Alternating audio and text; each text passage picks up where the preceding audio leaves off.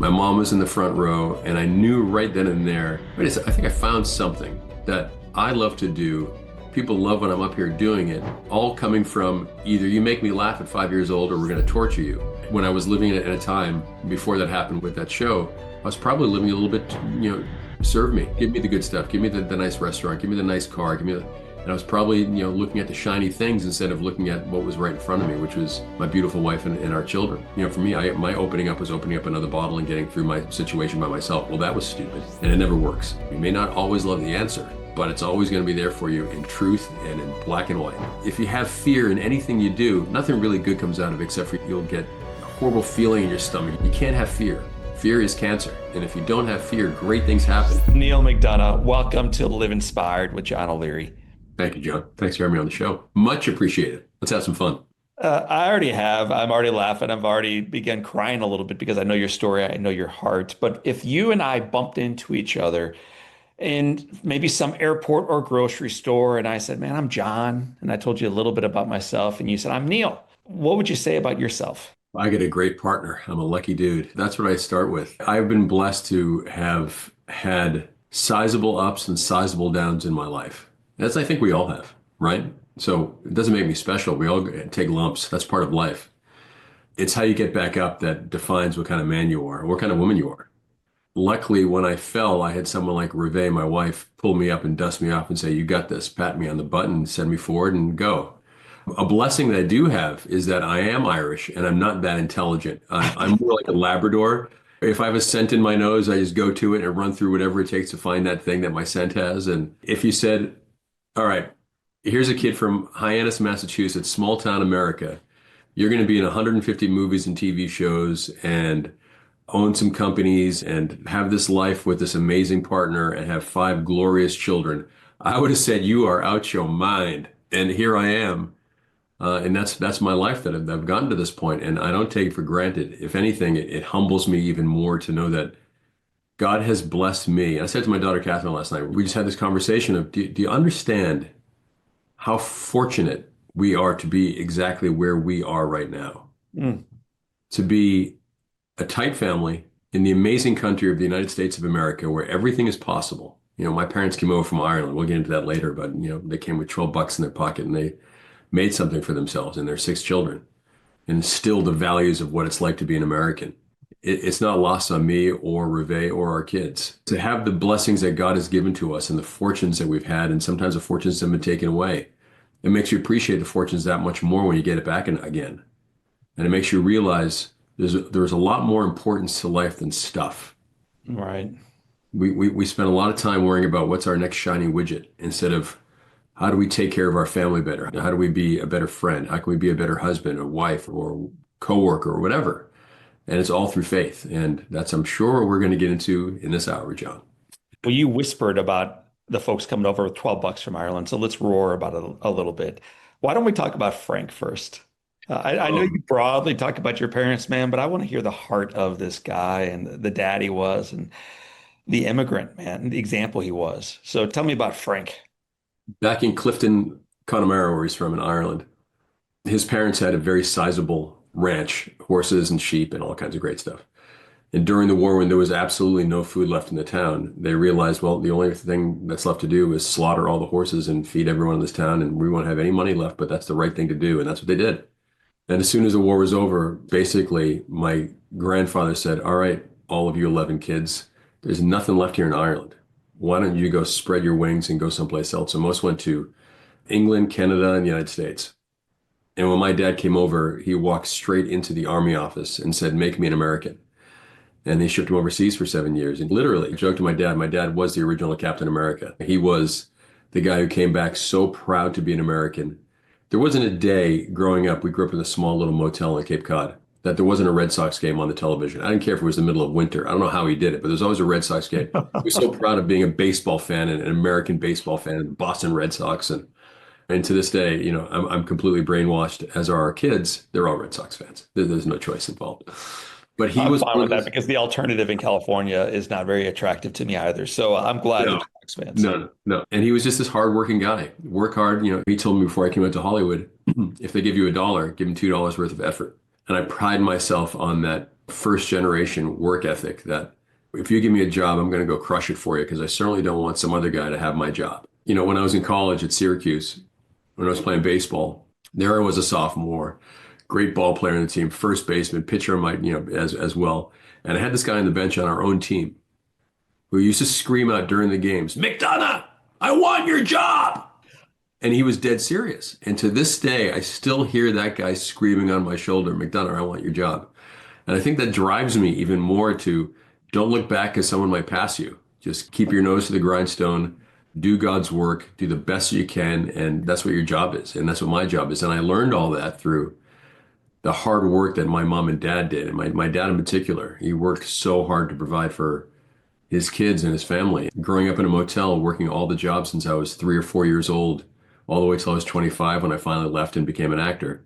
I knew what work meant. I knew what the worth of a dollar was. So I'm very fortunate to have had a dad like my dad. Tell me about Catherine. Where did Frank and Catherine meet? Kitty, my mom, Catherine, they met at an Irish dance, as all Irish people do in Boston.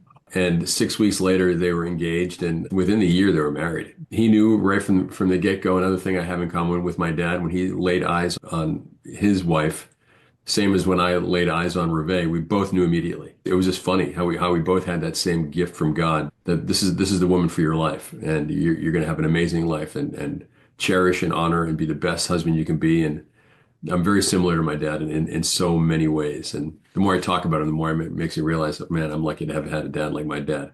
But my mom was the engine in my train. She was the one who said, you can do anything. If you work hard, anything is possible. When I was a kid, I had dyslexia, I had a stutter, I had a lisp, I had all these things that were so going against me. My mother's like, nope. They put me in special school as a kid. I never realized it was the special education really till much later. And it was an interesting group of people. It was a bunch of really smart kids or kids who just had massive learning disabilities. I wasn't sure which one I was because my mother wouldn't tell me. I later found out that I was really a smart kid who just had to overcome a lot of stuff because of my dyslexia and reading problems. My brother John was the first one who made me think that I had a problem by reading. And it wasn't until I was a junior at Syracuse where I had a psychology test. And I took the exam and I failed it. In acting classes, I was straight A's. I was just like, this is whatever I'm really good at, acting and all these things was great. But when it came to other classes, I was always struggling. And the teacher came to me after and said, I don't understand how you could have failed. You always answer all the questions in class. You're always so bright. And I'm going to ask you the questions orally. I'm like, great.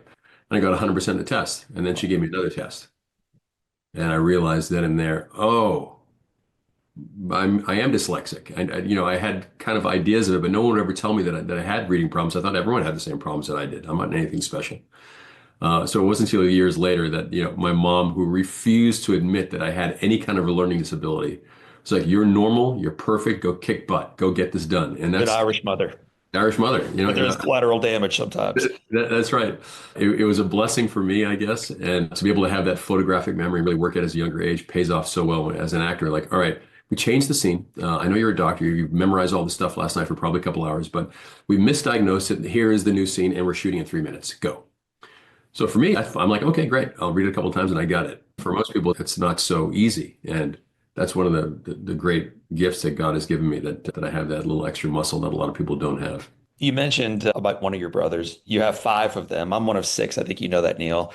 Mhm. I only had one brother, and I barely survived childhood because of that. I can't imagine being the youngest of six, five older brothers, living up in Massachusetts, and somehow surviving childhood. So tell me what it was like for you growing up the youngest of the lot. I'd say probably starting at the age of 2, I was the entertainer in the family. My dad was a very stoic Irishman. My mother, around the dinner table, is dead silent. You eat your food, you go back to play sports, or he has to go to work, whatever the case is.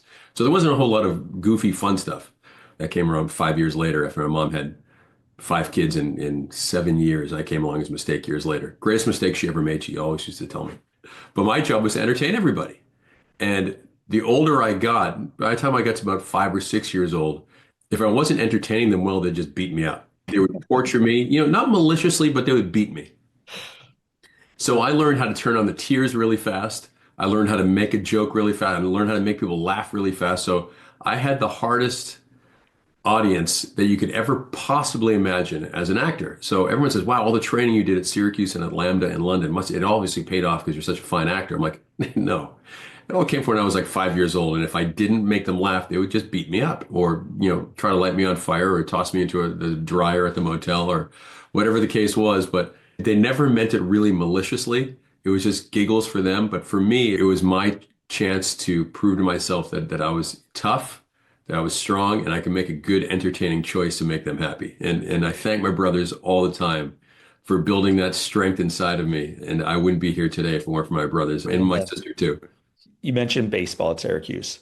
You whispered acting, but when did you recognize as a kid that most kids recognize they love baseball? Who doesn't?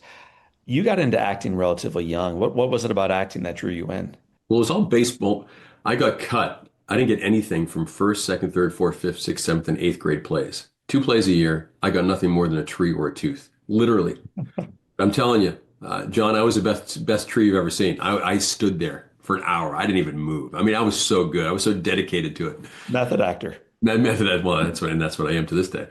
But before that, it was all baseball. I just wanted to be a baseball player. I remember now that Jaws has its 50th anniversary, tells you how old I am. I was 9 years old at the time, and we had Sandlot baseball off of Finney's Lane, this street that I grew up off of. And me and the guys would go play baseball every day or play football at certain times of year, whatever the case is. And I remember all the guys saying, all right, we're not going to play Sandlot this week. We're going to be in a movie. I'm like, what?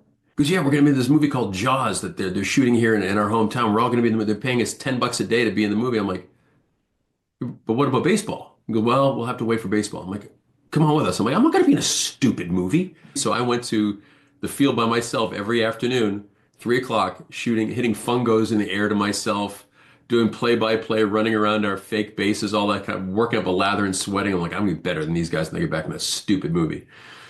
30 years later, there I was on the set of Band of Brothers telling Steven Spielberg about the stupid movie that I was almost in all those years later, Jaws. And he laughed. And since then, Steven's put me in, I've been in 5 different movies and TV shows with Steven Spielberg. So baseball to me was everything. But then when I got to high school, I auditioned for Charlie Brown and to audition for the character of Snoopy. And my mom was a pretty good piano player. We sat at home and she worked the numbers with me at home. So I went in for the audition.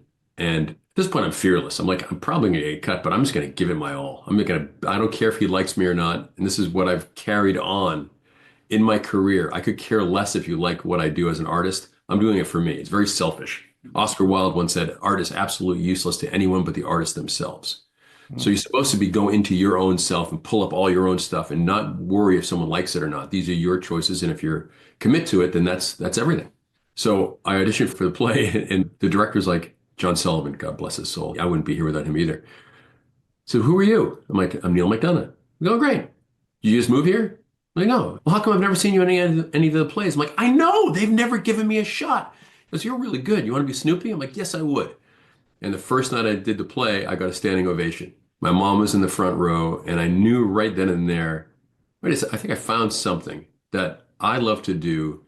People love when I'm up here doing it, all coming from either you make me laugh at 5 years old or we're going to torture you. Right. And it wasn't from a place of fear. It was, I've done it already. This is just a natural progression to where I am now. And then throughout high school, it was all baseball and theater. Can I ask you about that? I would have imagined growing up on the East Coast with immigrant parents and all these boys around you that there would have been steep pressure to follow baseball, not acting. In particular, back when you were growing Well, up, and now it's a little bit different. I mean, we've really celebrated the craft, but you had a chance to go into baseball or a chance to go into acting, and yeah, they really encouraged you not only to follow the money, but really follow your dreams. Like they gave you permission to do what you wanted to do. That yeah. I think surprised by being the sixth kid down the line, they're like, "Oh, we're tired. Do whatever you want," kind of thing. But I don't think it was that. I think it was they knew that I was different. And my dad wanted me to go to West Point. My dad wanted me to go to Ivy League schools. My dad wanted me to do this. But he knew what I wanted to do, and I wanted to entertain. For me, pitching a baseball was such entertainment because right. I would put on a little bit of a show. I would laugh at batters when they would try to swing at my knuckleball and I couldn't hit it. And I would just kind of like slightly embarrass guys. There was just something about being on stage in Yeah. baseball with the limelight is right on you. What are you going to do with your lines? Well, my lines were when I was playing baseball was I'm going to deliver this pitch like a perfect line. They were so similar of being on stage and being on a mound, and I loved them both dearly. And after playing baseball at Syracuse, I'd finished. That was it. I was all done, and I came out to LA finally. My first audition in LA was to play Lou Gehrig in the Babe Ruth story Hmm. on NBC with Stephen Lang playing Babe Ruth. And my cousin, Liam Monahan, who lived right around the corner from me, he said, I read in the Cape Cod Times they're looking for Lou Gehrig on an open call for this movie. So I flew out to LA and I got it. And my first audition, I went in there and I got the part. And when we were having our training sessions and having all the baseball sequences, it was like the best baseball players, ex-college, ex-pro guys were all there. It was really great stuff. And there were scouts there. And this one scout from the Pittsburgh Pirates is like, who are you? Why are you not playing baseball? I'm like, well, I'm here. I want to be an actor. And I'm like, well, yeah, but I don't think I've ever seen anybody throw a knuckleball like you can. You should be playing baseball. I'm like, oh, okay. He goes, well, I want to sign you to a contract right now. I'm like, fine. And I called my dad and I was like, Dad, I have a dilemma. I got offered a baseball contract. And he goes, wonderful. You've always wanted to be a baseball player. And I go, what are they offering you? And I said, I think it's a $1,700 signing bonus. I'll be in the minor leagues, but I'll work my way. It's not about the money, son. It's not about the money. You've always wanted to be a ball player. What's the other thing? I'm like, well, I got this offer in this movie to play Lou Gehrig in the Babe Ruth story that I got. And he said, well, what are they paying you? And I said, $50,000. And he hung up on me. So the best Not career about the money, I ever Neal. got was by my dad hanging up, and he was right. I was as good as a baseball player as I was better as an actor, and I've never looked back. And again, having parents that allowed you to chase your dreams as long as you worked as hard as you possibly could towards those dreams, not just say, well, I want to be an orthodontist. Well, you got to work hard to be an orthodontist. You have to do certain things. You have to go to school. You have to put in your time. You have to put in the effort. You have to do this and that. Well, it's the same thing as being an actor. And everyone thinks, well, it's so easy to be an actor. Well, no, you have to learn technique. You have to learn how to act on stage. And then you have to actually learn how to act in front of a camera, which is completely different. I love the nuances of both. I love being on stage and the bigness of stage, but I love the minutia and the small little movements of being on camera and to tell a story that way. I can geek out for hours talking about the craft of acting because to me, it's almost becoming a lost art because a lot of kids nowadays don't take the time to go to school, don't go to Syracuse University, don't go to London Academy, don't find schools and immerse themselves in it and allow themselves to fail. Because once you go to a school like Syracuse and you're with the top actors in the country and you stink it up on stage in front of the whole school, it hurts. And Mhm. you got to do two things are going to happen. You're either going to quit because the professors have just ridiculed you. Like, that's not acting. That's terrible. Get off my stage. It was brutal. I'm not sure it's that way anymore. Arthur Storch was our instructor who was really incredible. But it was the training that I got that made me have thicker skin and made me realize if you're going to be an actor, you darn well have to believe in yourself. And God Right. gave me this talent. I can't pound a nail. I'm terrible at telling jokes, but man, I can act. And Ruvé came up with that quote years ago, and it's a truth. I'm not special at all. God gave me a special gift of being an actor, or a gift of being an actor, and I've used that to the best of my ability to make him happy and to entertain people. But it certainly doesn't make me special. The thing that would make me special is being a good husband and being a good dad. That's what makes me special, and that's what I try hard on every day. We'll come back to that in a moment. I want to focus on acting for a few more minutes, though.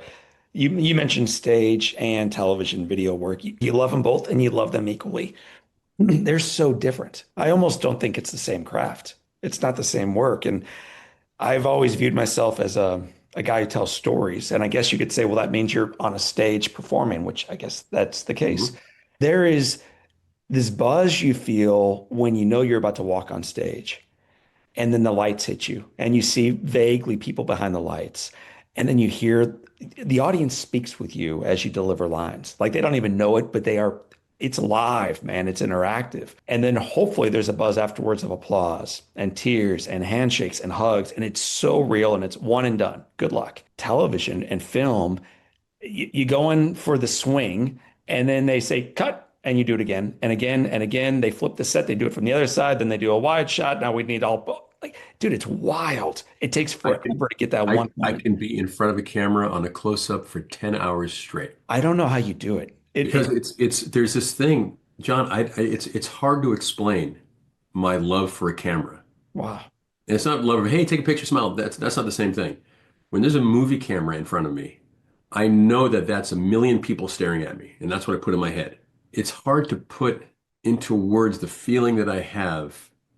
Ben Hogan, the great golfer, Right. I read this one thing once, and he says, so many people waste time at the practice range. For me, I'll go on the 16th hole of my home course and play the 16th, 17th, and 18th. And in my brain, I have a million people staring at me. What are you going to do with this shot? So are you going to man up and do the right shot and have faith in yourself and confidence and a calm confidence to make the right shot, knowing there's a million people staring at you? Well, it's the same thing with me in front of a camera. There's a camera right there in front of me. And it's weird for me because I'm going to give every single ounce of me to make the best, most entertaining choices for you who are staring at me through that lens. So it's this kind of friendship that I was doing a movie years ago with Al Pacino. Just crazy enough, just say you're doing a movie with Al Pacino. So I was going to say now he's name dropping, but I think our audience can infer. that's right. So it's a movie called 88 Minutes, and I play the bad guy. Of course. Shot. And there I am sitting on this gurney. And, there's 100 people. I'm about to be killed through lethal injection, as it happens to me in my career.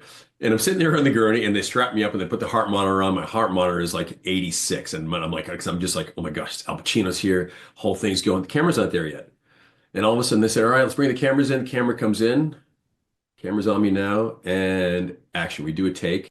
And after the take, I look at my heartbeats per minute. It's 61. Wow. I was like, wow. I just realized at that moment there that my heart rate goes down. And people say, well, as an actor, your heart rate goes up to like a jet fighter heart rate. Mine is the opposite. Mine's like, oh, this is my happy, calm place. There are no phones, there are no computers, there's no gadgetry, there's nothing in my way. The only thing I have right now is me, a camera, and an actor. I just feel it in myself right now. I just felt myself just calm. And so you put a camera in front of me to know how to emote, to know how to draw a reaction out of the crowd.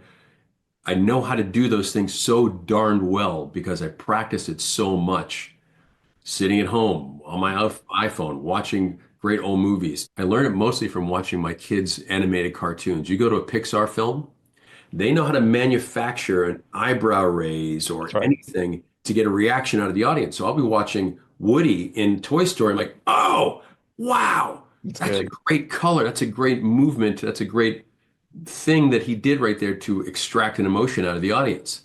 Like some guys can work on their old cars forever. I can tinker with thoughts and ideas and an approach to a camera and to a character and how to pull an emotion or I geek out on it and I can Right. do it all day long always. And I feel like I'm just starting to get good at it now. Well, I've bought two video series in my life. One was Burns, the baseball series, which was Oh, awesome. and Although it Bryce, was a little too focused on Boston, but we'll come back to that later on. isn't it so beautiful? The other series I bought was Band of Brothers. And man, I could geek out with you on that for the entirety of this podcast. But rather than focusing on that series or the incredible guys that you portrayed, it changed your life in more ways than one. You meet, as you alluded to, Ruvé. You also alluded to the fact that your dad knew right when he met your mom, he was in love and this was happening. You said, right when I saw her, I knew she was the one. Would you tell me about that? For most of our listeners and for the guy asking the question, that doesn't make a lot of sense.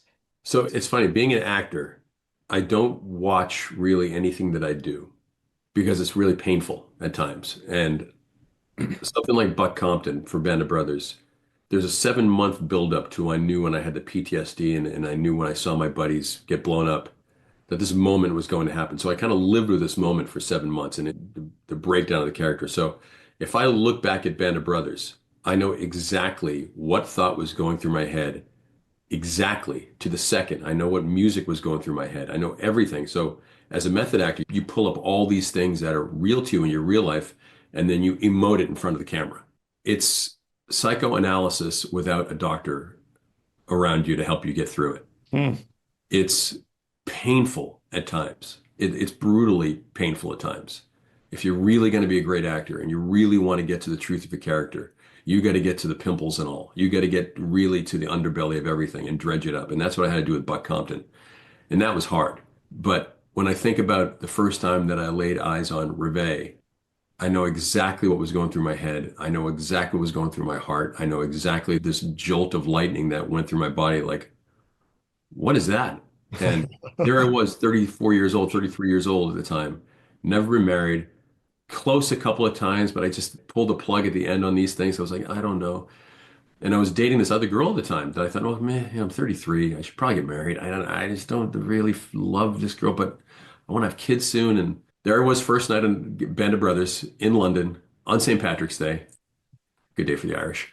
Uh, I get out of this cab with two of my friends, and I see this girl with a clipboard and this long black leather coat and black leather boots, and I was just gobsmacked. I have a gift for the gab being Irish, so I can speak myself through any situation. I was useless. I was absolutely useless, John. Finally, my first line out of my mouth was, because she's 6'3", gee, you're tall. And I I've never heard that, man. Neil, that's so and I could lame. feel the embarrassment going on my cheeks, and I turn around, I'm about to go to walk away, and she said, "And you're American?" And I turned She's back to really her, and I six looked in three. 6'3", and I looked into her eyes, and that was it. And we hung out for a couple of minutes. And the next day, I was off to boot camp for 2 weeks, and all I kept talking about was this girl that I had to see this girl, I had to see this girl, running all the miles, getting beaten up, lost my teeth during Band of Brothers, machine gun smash. Still, all I can think of was this girl, Ruvé. I thought her name was Sarah at the time, which was a whole different thing, but Ruvé. So finally, the night we get back from 2 weeks of boot camp, all the guys hadn't seen a girl or had a drink or anything. We all stunk. We went home. We had a place we're all going to go to that night. All the guys were in suits and ties. It was a big night. We're going to have a great time. And I said, you got to make sure that this girl, Ruvé, is at this party because I need to see her. So finally she shows up, and there she is walking down in this beautiful green dress. And I sat with her for another couple of minutes, and I knew for a fact, the 2 weeks of thinking about it, I knew for a fact that this was going to be the woman for the rest of my life. So I said, there's something I have to do right now. So I have to leave. And as I'm leaving, one of the guys, Jimmy Matteo, who was driving nuts on the boot camp, he goes, where are you going? I'm like, I got to do something. He goes, that girl you're talking about, that's her, right? I'm like, yeah. Well, why are you leaving? She's right there. It seems like you're having a nice time. I'm like, Jimmy, there's something I got to do. So I walked back to my flat in London. I called the girl that I was kind of dating at the time. I said, look, I got bad news for you. I'm getting married. What? How long have you been cheating on me for? I'm like, I haven't. I've known the girl maybe 10 minutes my whole life, but I know I'm going to spend the rest of my life with her. And there's nothing that she could really say. She says, okay, well, have a great life. Wow. And boy, have I. You think of the 25 years we've been together, not just the 5 kids, not just all the places we traveled to, not just all the Right. people that we've met and the food that we've had, the things that we've seen, but also the obstacles we've had to overcome, the bankruptcy that we had when they took everything away from me because I wouldn't do certain scenes. All the things that we had to get through in life as a couple, we've been tested and tested and tested and tested. But the one test that we pass every single time is our love for each other. And that's a test that will never fail. I love Hervé more today than I did 25 years ago. And I guarantee you I'll love her more tomorrow than I will today. And Wow. and that's the way that So I want to ask you about that because you're saying that, and I've heard you say it before, and some inside baseball right now for our listeners and viewers. You and I met physically about a month ago in Los Angeles at the Sony lot. And so it's this room full of actors and producers and folks who are involved in Hollywood. And I didn't know almost anybody. But as I'm bumping into people, I recognized you right away. And then I recognized someone far more attractive than you right away in Ruvé. She's stunning. But what I remember most about bumping into both of you is the way you looked at each other. And an actor can act for a while, but man, as you were moving around that room, Neil, like the two of you are passionately still in love with one another. It is obvious. I've yep. never met you before, and it's very obvious to me you are in love with this woman and she with you. What is it that you two do in your marriage, 25 almost years in, that you recognize, well, I think this is one of the things we do that might benefit others? We listen to each other really well. We try to get at least one night a month away from the kids. That's just our night, just to do whatever. Go someplace, stay a night in a hotel, wake up, have breakfast in bed, and watch a movie and laugh and kind of rejuvenate. We did it 2 nights ago. I like doing it twice a month if we can because we're busy. Revé is not just running the household of 5 kids and Right. scheduling everything. If you look at my daily calendar, everyone says, "What are you doing on Friday?" I'm like, "I have no idea. It's only Wednesday. Revé's, I haven't finished my schedule yet today." And if I don't look at the schedule and I make a mistake, I hear every single time for Revé, "Did you look at the schedule today?" "No, I didn't, honey. Sorry." "Well, can you look at the schedule, please?" And then I'll realize, oh, I'm on with John O'Leary at 10 o'clock. Oh, gosh, I forgot about, I got to shower. I got to get ready. So all these things that she puts in front of me and the kids. So that's just that. That's just running a household of 5 in this day and age.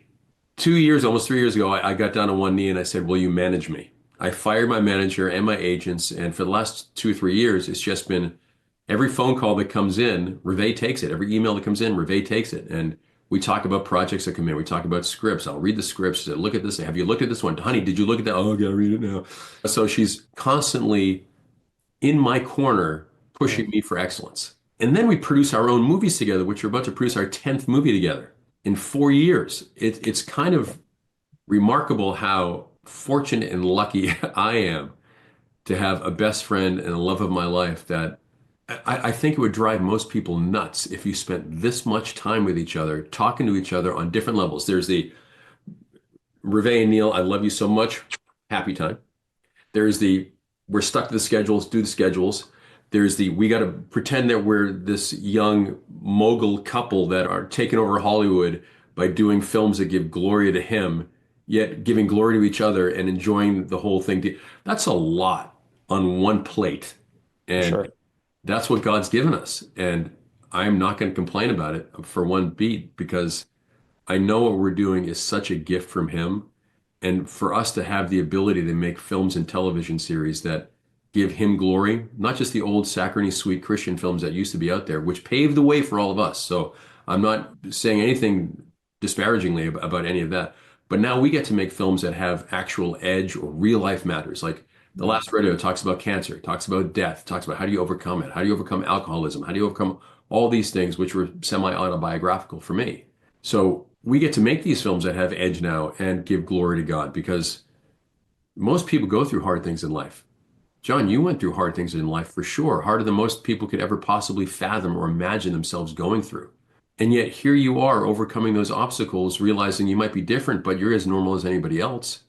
We all have problems. We all have to overcome certain things, some bigger than others, but still to yourself, whatever that thing is that you had to get over is monumental and massive sure. to you. And if we get to write to that in movies, so when the audience goes to the movies and they see themselves on screen instead of seeing a story, they actually see themselves on screen. That's our goal. And That's that's what we're awesome. trying to do. You mentioned one of your problems. You talked about a bankruptcy. Would you share with our listeners and viewers, because many of them may not know the backstory of what led to it? Oof. That's a tough one. Yeah, there was a time about 10, 11 years ago when I refused to do a kissing scene. Everyone knows I won't do kissing scenes. And this one producer was adamant that I had to do it. We need it for ratings. I'm like, ratings? This is a pilot. What do you mean for ratings? No one's even seen the show yet. And they're like, well, we need you to do it. I'm like, well, I'm not going to do it. You know I'm not going to do it. Well, if you don't do it, we're going to fire you. I'm like, okay, well, then if that's the case, then fire me. Well, then you're fired. Uh-oh. And I remember getting on the plane. I didn't tell Ruvé. I remember getting on the plane home and I just wrote a film about this moment. It's the next film we're doing. It's called Wicked and the Righteous. It's Cain and Abel in the West. Okay. And as I was flying back from Albuquerque, I looked down in the massive desert. It was just massive from 30,000 feet up. And I thought to myself, I should probably bury myself in that sand because when I land in Hollywood, I know I'm going to get sued. I know my career is going to take a hit. I didn't realize we could kind of take the hit that it took. As soon as I landed, I still didn't say anything to Reve. And we went hiking with two of our kids at the time. And the phone rang. It was my lawyer, Stuart Rosenthal. And he says, all right, so you're fired, as you know, and they're going to sue the pants off you. And Reve sees this look on my face. And she's like, honey, what's wrong? I'm like, well, I just got fired. What do you mean you got fired? Yeah, I got fired for the show because I want to do this thing. And we're both like, what do we do now? I don't know what we're going to do. And it was 2 years until I got another job. And during that 2 years, the coolness was gone. The hipness of Neal McDonough and Ruvé McDonough as that young power couple. Because we weren't the young power couple of the union. It was really just me as a gun for hire. The houses were taken away. The cars were taken away. We had to live in a friend's house. Luke Perry, who's a dear pal of ours, had stayed in my house for a while. And we stayed there for about a year or so, just kind of licking our wounds. And I remember one day I said to God, why have you forgotten all about me? And that's when it hit me like a ton of bricks that I was making all this torture, all the booze I was drinking, all the holding up by myself. Didn't want to be around anybody. I was just this miserable person because I was making it all about me and my torture that I was putting myself through because of it. And then Less than a minute later, I got a call from Graham Yost and John Avnet. Hey, we're here. You're having a hard time. You want to be the villain in the first episode of Justified this year? Yes, yes, I do. Great. We'll see you next week. And that was the first job back. And the first day on set, the very first take of the first scene, I was so amped up, John. It's like, this is my shot back at the title. I wasn't going to go lightly. I came out swinging. And Graham Mm. Yost walked up to me after the first take and goes, that was pretty incredible. I have a feeling your game plan was you want to be the villain for the whole year. I'm like, yeah, Graham, I do. And he goes, all right, you are. And I was, It's awesome. and then John Avnet, my director, who directed me also in 88 Minutes and in Last Rodeo, was the director. And we just, from then on in, I didn't take anything acting wise for granted. I lost everything. And as painful as that was never going to put my wife and kids through that again. And simultaneously, Ruvé said, it's time for you to go back to church. And I went back to church daily. And I still try to stop by a church or a mosque or a temple or a place of religious worship. You know, I said the other day, Fenway Park to me is still a place of religious worship. They're more, please God, let him hit this one. There are more prayers at Fenway Park than most churches, I think. You know, so it got me closer to him. And ever since then, everything that I do is from my Heavenly Father's approval. My earthly father is gone, my earthly mom are gone. And I know they're watching me. And I know it's for their approval too, but it's really for our Heavenly Father that Ruvé and I, we're both on the same page with that. If we're doing great, if we're working really hard for him, we'll be taken care of. And if we Mm. stay that course, anything that's going to come at us in the future won't hurt so much because we know for a fact that God has our back and everything is possible through him. And it all goes back, harkens back to my mom that everything is possible. That's why she used to drag me to church all the time and make me think about, okay, what's the importance of life? Is it you or is it being a servant to him? Or do you want to be someone who just gets served? It's your choice. Serve or be served. Well, I'd rather serve. When I was living in a time before that happened with that show, I was probably living a little bit, serve me, give me the good stuff, give me the nice restaurant, give me the nice car, give me the, and I was probably, looking at the shiny things instead of looking at what was right in front of me, which was my beautiful wife and our children. And Mm. it was a hard lesson to learn, but I'm certainly glad that I had to go through it because it made me realize how blessed and fortunate Neal McDonough really is. Whew. Well, man, I think that's a beautiful, painful story of redemption. And there's something in that story I think every one of us can learn something about in our stories. I think we all are desperately in need of redemption. Tell me what you've learned about becoming a better version of yourself from Ruvé. I'm going to ask you that same question from various people that you bumped into in your life. Probably no one more important than Ruvé, though. So, what have you learned about becoming the best version of yourself from Ruvé? Don't sweat it. Don't worry so much. You worry about, is this thing going to happen? When will this thing happen? Well, it already has. When will I become that guy? Well, it already has. When will I become Snoopy? Well, you already are. It's having faith in yourself, knowing that God has you in the palm of his hand. And if you love and fear him, you don't want all the stuff and all the temptations. My kids laugh at me and they go, are you ever going to shop for new clothes? I'm like, why? I'm happy in the clothes that I've been wearing for the last couple of years. I've become a very simple person in my acting choices. They're very simple. In my choice as a dad, they're pretty simple. And when I coach my kids in sports, I try to keep it as simple as possible instead of trying to say, okay, here's a technical way to do this. If you do this, and this will be the outcome. Well, kids are like, what? Just get up there and hit the ball. Right. You find your own swing and hit it as hard as you can every time. That's it. And if you strike out, at least you struck out swinging hard. If you strike out watching a ball go by you, then you failed. You I can't. do hate the backwards K, man. Yeah, yeah. Backwards K is the worst thing you could possibly have. I mean, in sports, that you get rung up by an umpire. Yeah. Seriously. It's just, gosh, I'm a bum. I let my team down. I let everyone down. This is awful. If I go out swinging, giving a big hack, at least everyone's like, you tried. And I'm really, really good at taking big hacks at balls and Mm. trying to go yard every time. That's just who I am. And when I don't make it, if I don't hit it, that's okay. But the other thing is competition. If I'm playing you, John, in a game of pool, and I know I'm a good pool player, and I see you're equal or if not better than I am, if I try to compete with you and beat you at your game, it makes me nervous. It makes Yeah. me get the yips a little bit. I'm not gonna, oh, I just an eighth of an inch of that cut I missed. Oh, why did I miss it? I'll tell you why I missed it, because I didn't believe in Neal McDonough. I didn't believe that I have a great game. I'm going to give you my best game, and I want you to give me your best game because at the end, We will both applaud each other for giving each other the best game, and whoever wins doesn't really matter.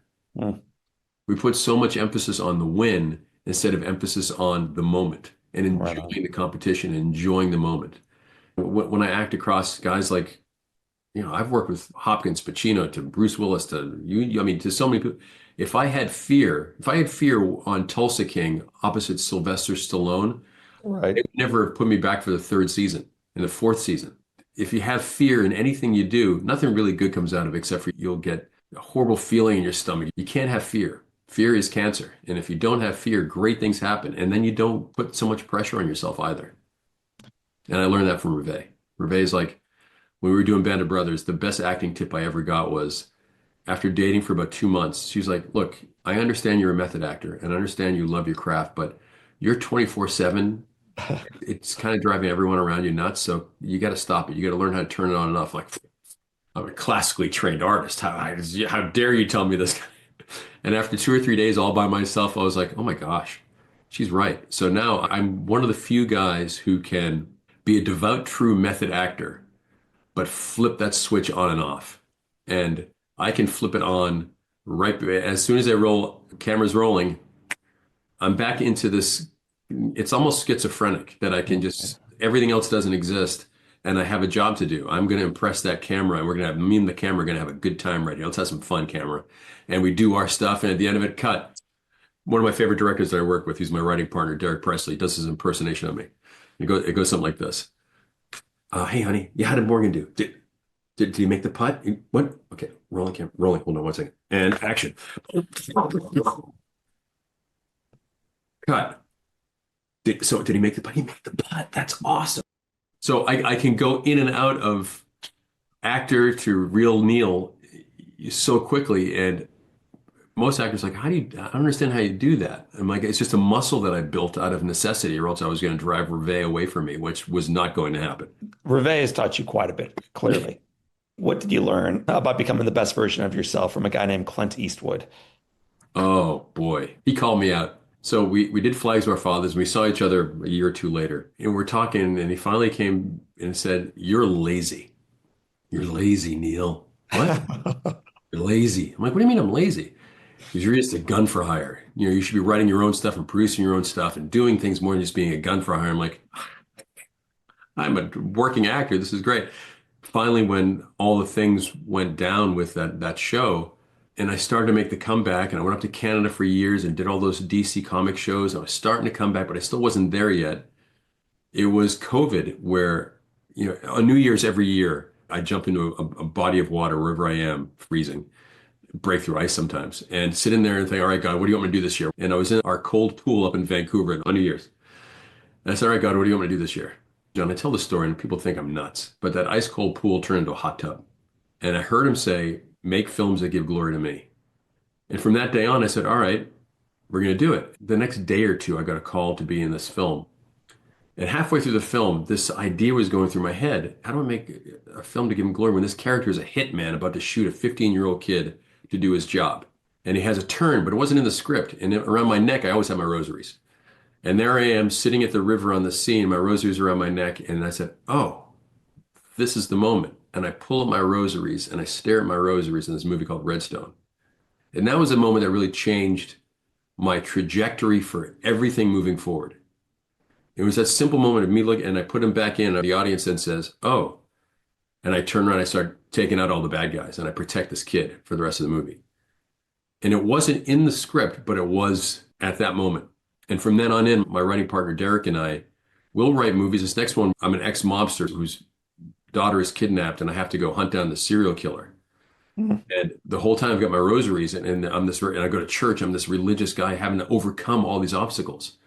Where the last rodeo, I've lost my faith completely. I've lost everything. And I don't have friends anymore. I have nothing. Just leave me alone. And overcoming it through finally finding my faith.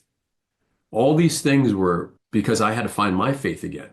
So to write to these characters, Cain and Abel in the West, my character lost his faith and finally finds his faith and has to overcome things. And his brother comes back into town and all hell breaks loose. Right. And what am I going to do now to protect my family? Those are the motifs that we play with, all because Clint Eastwood called me out years ago, and I finally had that moment on Redstone That was a $350,000 movie. Sold it, did another one for 1.5 that Ruvé raised the money for called Boone, which is the sequel to it. Then we did Black Spartans for 3 million, another one for 4 million. And now we're up to 8, 9, $10 million on our films. How did that happen? It all happened, a lot of it because Clint Eastwood called me out. A lot of it happened because I found my faith again, because my wife kicked me in the butt to find that faith again. I have a partner with Ruvé that we really are a dynamic duo that, we're Batman and Robin, and we're doing things for the greater good for him. There are always obstacles, but we just don't pay attention to them. Mm. What did you learn about becoming the best version of yourself from Lieutenant Buck Compton? Oh boy. Buck was another dad to me, in Band of Brothers. And I'd wake him up at 3 o'clock in the morning. Buck, where did you like to have your Thompson? On your left side or your right side? It's 3 o'clock in the morning. I'm like, what? And then he'd grab a cup of coffee and talk to me for an hour. I can't tell you how many hours I spent on the phone with Buck. And then after the show, traveling around with the guys to different events, and to have those guys who didn't complain about a single thing. I remember we did a People magazine article at Buck's house up in Washington State. He moved to Washington State after he was the DA here in Los Angeles. He was a chief prosecuting attorney on the Manson case, on Wow. Sirhan, who killed Bobby Kennedy. Like all these, this amazing, amazing human being. Started his conservative talk show up in Washington State. And we had the People magazine spread, and Ruvé and I are there, and they start talking about his Purple Heart and his, Silver Star and all his medals and stuff like that. And his daughters are sitting there. They say, well, what have you done with the medals? And I'm like, yeah, Dad, what have you done with the medals? We've never seen them. He goes upstairs into his attic and he pulls out this chest that he hasn't opened in ever. And there were those dusty medals and dusty pictures of Joe Toy and all his buddies from way back when in the war. And it was one of the most incredible gifts to see a really stoic, all-American tough guy like Buck Compton Right on. break down in front of his girls for the first time. And what a gift that was to me. And, I remember being, I presided over his funeral. And for years, he would say, come on, just come out of the political closet and just tell people you're a conservative. Just, it's okay. You can say it. You can say, I'm like, Buck, I can't say that in Hollywood. That if I say I'm a Republican in Hollywood, they'll crush me. He goes, well, I worked for Ronald Reagan. Why don't you run for president? I'm like, oh, wait, slow it down. Wait a second.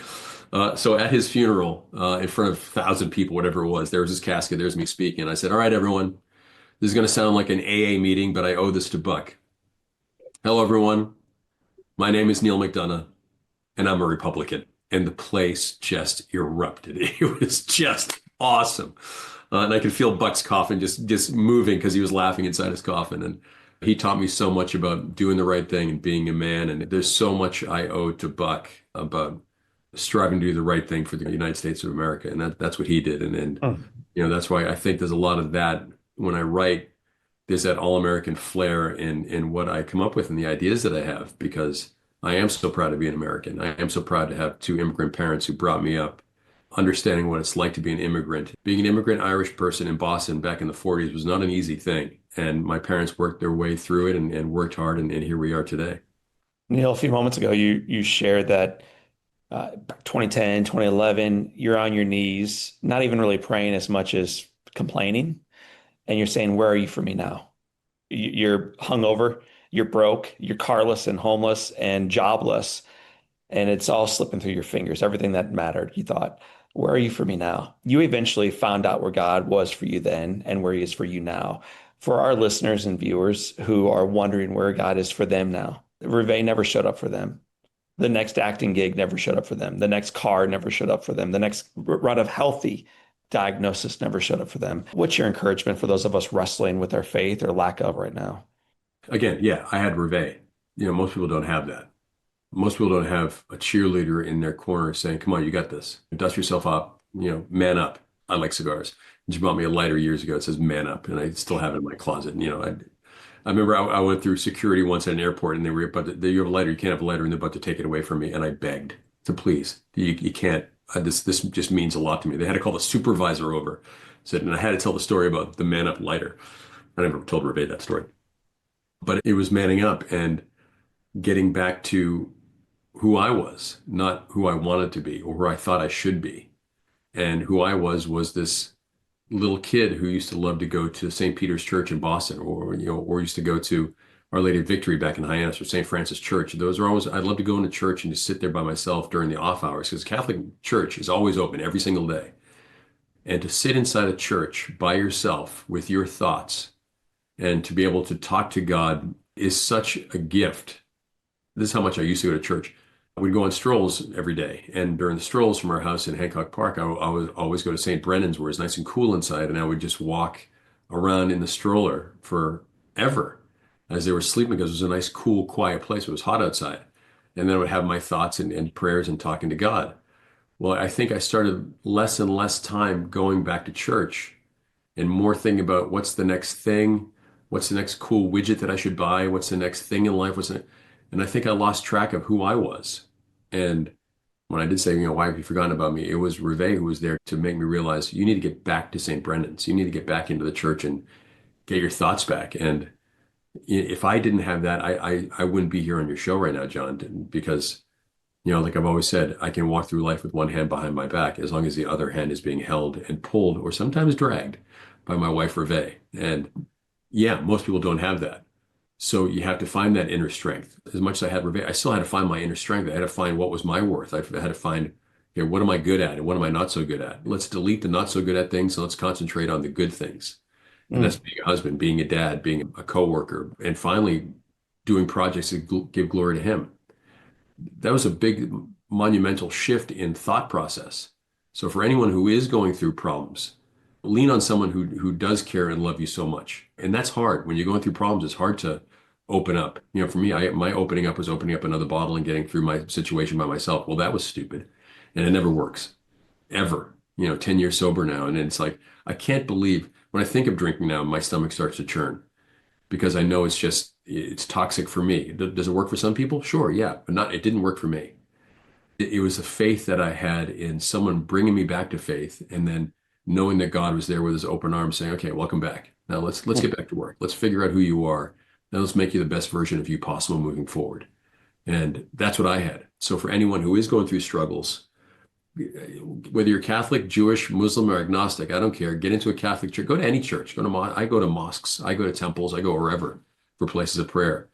And once you get back into a place like that, the Catholic church at 2 o'clock in the afternoon is empty. Go in there with all your thoughts and talk to them and say, okay, how do I get through this situation? Because you're always there for me. I'm not always there for you. What can I do to fix the situation I'm in?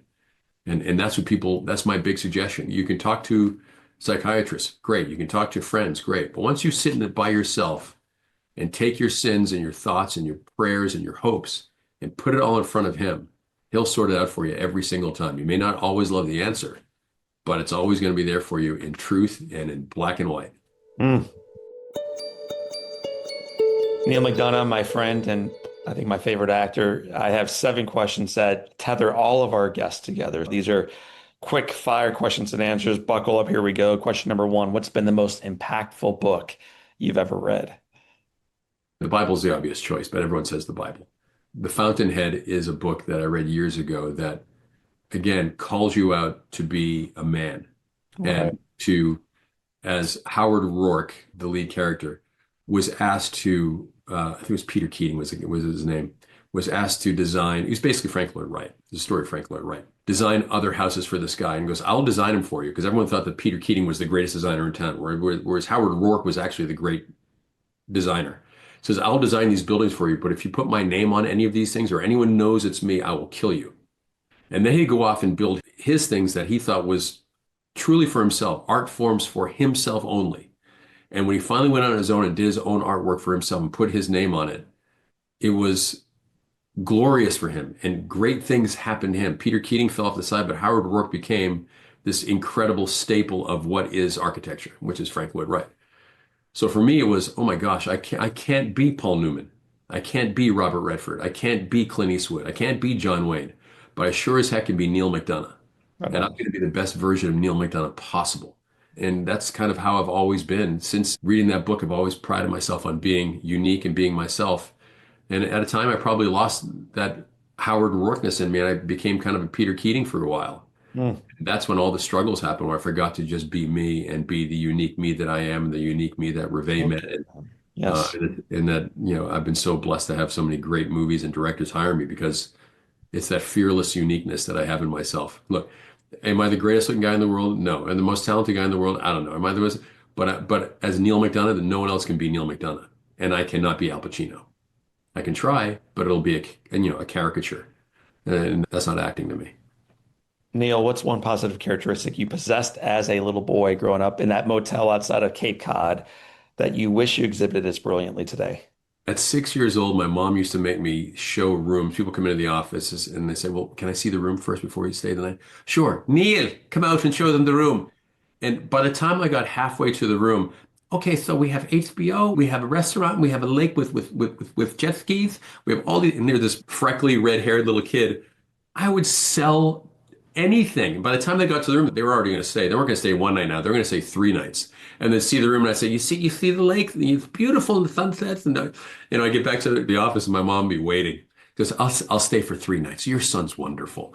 So I learned at a young age I can sell pretty much anything to anyone, and as long as I believe in it. And I believed that the Rainbow Motel was the greatest motel on the planet, and I believed it, and I sold it. And Awesome. when it comes to characters, when I believe in my character, I will sell that character so well, and that's my job. Mm. Thanks, Man, I want Katie. to bring you back because I could spend an hour talking about your craft. We spend very little actually. We're talking more about family, faith, addiction, recovery, bouncing forward. If your home caught fire and your babies are out, Ruvé's out, any animals you may have, they're all outside, but you have an opportunity to run back in and grab one item. What would you grab? Well, that just happened. We live in Gore Hills, California, and 6 months ago during the big fires, you could see the fires from our house, so we had to evacuate. And we did it fast. And Ruvé was like, "All right, kids, grab one bag, let's go." Mm. And I said after we should have opened the bags. We all gone through the bags to see what it was. And everything that was in my bag had nothing to do with me. It was my kids' baseball gloves. I went downstairs and got all their jerseys that they wore their whole life in all the sports, shoved them in there, a couple other little knickknacks, and my El Camino. Mm. And everyone got into the Suburban to drive away. And there was me in the other car in the El Camino because I wasn't going to let my El Camino burn. So it was all my kids' stuff and my Elko. And yeah, Thank you. What a beautiful answer. What year is the Elko? 81. I I bought had the a same El Camino in high school. It was the Royal Knight El Camino, which came up from 78 to 81 with a single headlights in the front. But they only made 450 of these with the SS version. I had it in high school and I sold it when I went up to college. I was playing ball. I didn't need a car. And ever since then, I would kick myself. And so for 20 years, I looked for this El Camino again. You can't find them. And I finally found one up in Vancouver. My son Morgan said, "Dad, you're always looking at Florida or California. Maybe you'll find one in Vancouver." I'm like, "Dude, they're not going to have El Caminos in Vancouver." 3 miles from my house. El Camino, 25,000 original miles on it. Royal Knight with the flaming dragons on the hood. Brought it by the house. I said, "Honey, this is it." You don't understand, John. I have figurines and T-shirts, the Royal Knight and Black Knight and all this kind of stuff. And Reve was like, "Oh, honey, what are you going to do? You don't need that. What are we going to do with that thing?" Like, I guess you're probably right. And a couple weeks later, on the anniversary of my first year being sober, she bought it for me, and there was a red ribbon on the hood, and it drove up. I was like, "Are you kidding me?" And I drive that bad boy every day. It is come on. it's pretty as much as possible. So that's my favorite gift ever. Great story. If you could sit on a bench on a gorgeous day and have a long conversation with anyone living or deceased, who do you want next to you? Um, I know for a fact she's been with me the whole journey. I know for a fact she put Reve in front of me. I know for a fact she did all these things. So for her to sit on one side of a bench and Reve to sit next to me on the other side, I think if in fact I do get to heaven, that's the gift that I ask for, that the two of us can have a great conversation. Or if God said you get one gift, what do you want? It's simple. I would like my mom to come down for an hour, sit next to me on a bench and meet Reve for the first time. Oof. What's the best advice your mother ever gave you? Or if you want to go beyond that, best advice you've ever received. But what's the best advice little Neil ever received from mom? You're special and don't forget it. Amen. Pretty simple. We're all special. There isn't anyone on this planet, anyone who's watching this podcast right now. Every single one of us is special in our own way. And it's okay to admit it. My brother Bob's every once in a while he'll call me and I might be down and he says, "Did you give yourself a kiss today?" I didn't. And when my kids do something great, I said, did you give yourself a kiss, or were they really down? So I give myself a kiss every once in a while, because I am special. It doesn't make me special in that, but I'm different special, and we're all different special, and we're all unique in our own ways. It's up to us to let that uniqueness come out of you and not worry what other people think. If you worry about what other people think of you, you'll never get out of bed. You'll do stupid things because you don't think you're special or unique. You are. God created every single one of us, black, white, red, doesn't matter. We're all unique and special. Be unique, be special. We get 100 years on this planet. Why sit around wanting to be special when you already are? Mm. What advice would you give yourself at age 20? Go back up to Syracuse, Sigma Chi House, baseball glove on one hand, maybe a beer in the other. What's the advice that kid needs to hear? Be yourself, be unique, and be special. Don't try to be anybody else when you get to Hollywood. And I think I did when I first got there. I used to paint my hair dark all the time because I thought, what did Star Trek? My kids laugh at me like, Dad, you've got dark hair. I'm like, well, I thought I was supposed to be tall, dark, and handsome back then. So I always made my hair dark. And, it was still Band of Brothers. I was like, nah, I'm not going to be dark anymore. Buck Compton was blonde, and, I'm going to go for it. So just be yourself. Don't worry so much about, and Ruvé is great at this. She's like, why are you worrying, stressing about that? You got one chess move now. You're thinking about 9 chess moves in advance. And that's great, but you got to make this move succinct and great and perfect and well-intentioned. Make that next move a great move. And it just keeps it simple. Neal McDonough. It has been said that all great people can have their lives summed up in one sentence. How would you like yours to read? Wow. One sentence. I don't have to ask Ruvé that one. Don't worry what everyone else thinks. He didn't. And that's why he did so well. Mm. Don't worry what everyone else thinks. The dude underneath us did not while we eat our potato salad, and that's why he did so well. Neal, I want to thank you for not worrying about what everybody else thinks. I want to thank you for loving the one in front of you. I want to thank you for working through addiction, finding and rediscovering your faith, sharing your love, not only with your wife and babies, but with us, and glorifying God. Your work and your life have mattered profoundly, man. Thanks, John. My friends, that is Neal McDonough. My name is John O'Leary, and today is our day. What a gift. Live inspired.